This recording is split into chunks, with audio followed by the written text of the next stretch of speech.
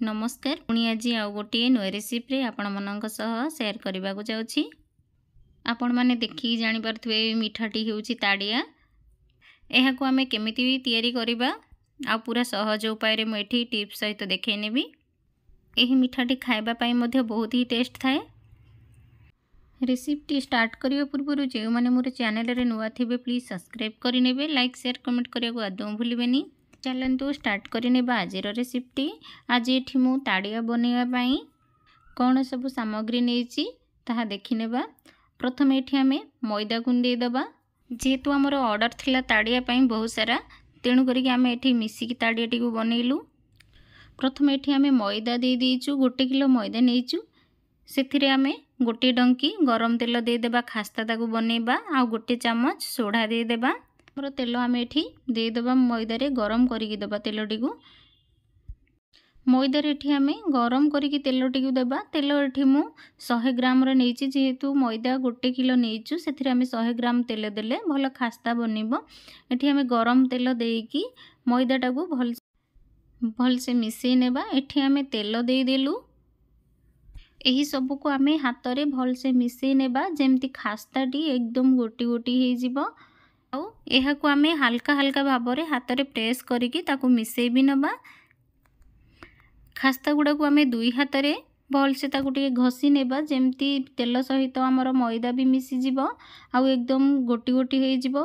ताड़ियाटी भी भल सॉफ्ट आसीबो। तापर ये आम सीरा भी प्रस्तुत करिकी रखी नेबु। सीरा आम एकदम पतला सीरा ठी बनइबा। झिलापी सीरा जेमती बनौचे ताठू आहरी भी पतला सीरा बनइबा। ये आम सीरा को भलसे फुटेकी रखी लुणी चीनी जेमती मेल्ट हो आम सीराटा को फुटेकी रखी नहींचु। यही भली मैदा को आम हाथ में एमती भलसे टिके घांटी नेबा। ताकू भलसे जेमती हल्का हल्का भाव में ताकू चकटी भी नेबा। देखि पार्थे ये हाथ में ताकू जदि धरबी मैदाटा को पूरा टेढ़ा हो जिवो, तो आम जानिबा जे मैदा ये आमर परफेक्ट खास्ता हो जाइछि। यही मैदा को आम खास्ता दे सारा पर ये आम सीरा को भी काढ़ी नेबा। तापर गोटे कड़ाई रे तेल देदेबा। तेल को आम गरम होगापी छाड़ीदेबा। तापर ये आमर मैदा को जेहेतु ये आम अमूल ताड़िया बनइबू, अमूल ये आम 300 ग्राम अमूल देदेबू। आपण मैंने चाहिए ए क्षीर भी दे पारे कि छेनारे भी ताड़िया बनई पारे, किंतु ये आम मैदा और अमूल सहित ताड़ियाटी को बनइबू। ये आम अमूल को भलसे मिसई नेबू मैदा सहित। हाथ में ताकू आम भलसे मिसई नेले अमूल मैदा सब मिसी जिवो। आम अमूल को जिते भलसे मिसई नेबा ताड़ियार परफेक्ट पाग आसीजिवो। आउ भल सॉफ्ट भी हेबो। मैदा और अमूल को आम ये 2 हाथ में भलसे माने घांटी नेबू। यापर ये आम कॉर्नफ्लोर पाउडर देदेबू। कॉर्नफ्लोर पाउडर ये आम 100 ग्राम नहींचु। कॉर्नफ्लोर पाउडर देकी मैदा सह भी भलसे मिसई नेबू। कॉर्नफ्लोर पाउडर देले आमर ताड़ियाटी भल सॉफ्ट हेबो। तापर ये आम भल बास्ना पाई पान मधुरी 1 चामच भी देदेबू। एथिरे अल्प टिके चीनी भी देदेबा। तापर यह को आम हाथ में भलसे मिसई नेबा। कॉर्नफ्लोर आउ पान मधुरी को मैदा सहित मिसई नेबा। यही सब को मिसई सारा पर ये आम गरम पानी अल्प अल्प करिकी देकी सब जाक को चकटी नेबा। अधिक पानी आम ये दबानी, पतला करबानी किंबा टाण भी करबानी। ये आम गरम पानी अल्प अल्प करिकी देकी यही सब को भलसे हाथ में मिसई नेबा।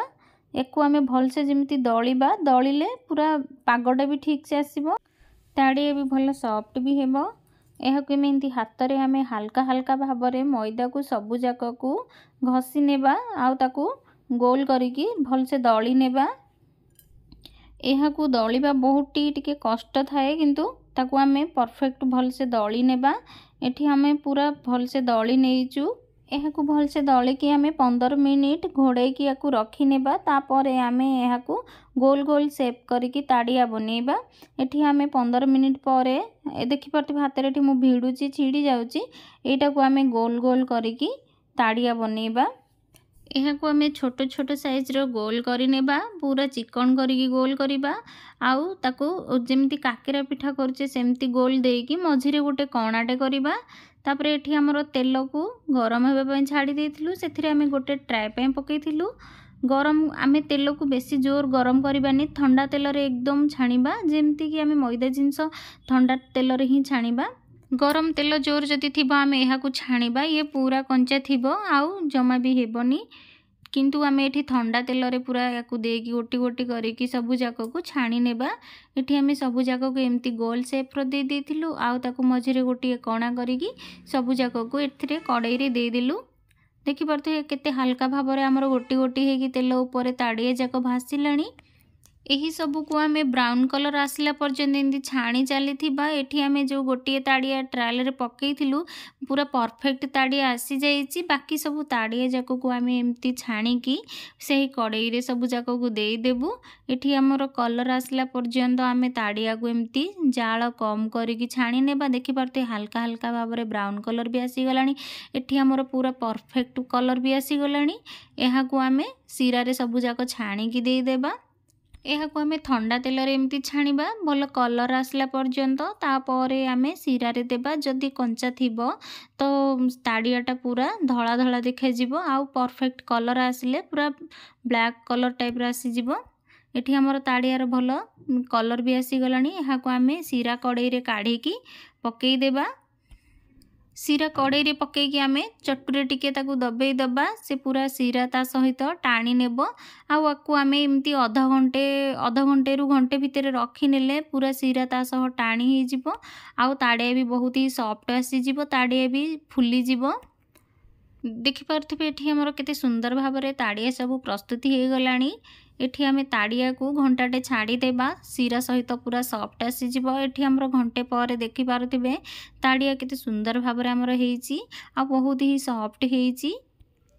एही भली जे कोनोसी पर्वपर्वाणी आसिले आपण माने निहाती घरे थरे ट्राए करंतु ताड़िया आउ केते टेस्ट लागुची मते कमेंट माध्यम रे जणांतु। देखिपे केते सुंदर भाव में आमर ताड़ियाटी हो पूरा परफेक्ट साइज भी हो जाइए एकदम ठीक से पाग जेहेतु होता भल से ताड़िया भी होइची। जदि पाग भल से न हबो ताड़िया गुड़ाक सब भांगी।